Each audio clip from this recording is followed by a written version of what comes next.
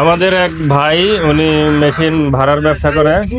ওনার মেশিনগুলি যে ফ্যাক্টরিতে চলছিল সেখানে সেই ফ্যাক্টরিটা দুর্বৃত্তরা বা কারা যেন আগুন লাগায় পুড়ে ফেলছিল। তো দেখেন মেশিনের কি অবস্থা।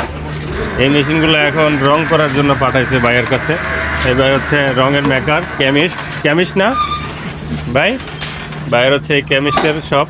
কেমিস্টের এখানে পাঠাইছে। এটা সম্ভবত A4F মনে হয় না এটা? আচ্ছা A4F আছে, আরো এখানে অনেকগুলি মেশিন আছে। আচ্ছা A4E আছে, A4F আছে, জ্যাকের এই মেশিন আছে এখানে বেশি না, সব জ্যাক। ও সানসিরও আছে এখানে, সানসির আছে। এই হচ্ছে কন্ডিশন। হ্যাঁ, এই হচ্ছে কন্ডিশন। তো যারা প্রতিষ্ঠান আগুন লাগায় জ্বালায়া পুরাইয়া দেন তারা একটু চিন্তা করবেন যে এগুলোর একটা মেশিন চালায় কিন্তু একজনের রিজিক আসতো না ভাই, আসতো না? মুখ ফুটে কন।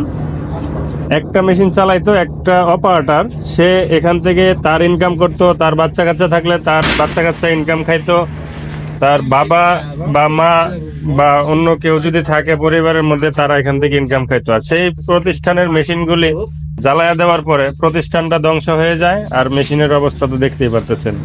তো সবাই যার যার কর্মসংস্থানটা আমরা ঠিক রাখার জন্য অবশ্যই যত্ন সহকারে আমরা চেষ্টা করবো যেন ওই কর্মসংস্থানটা যেন ঠিক থাকে। আল্লাহ হাফেজ।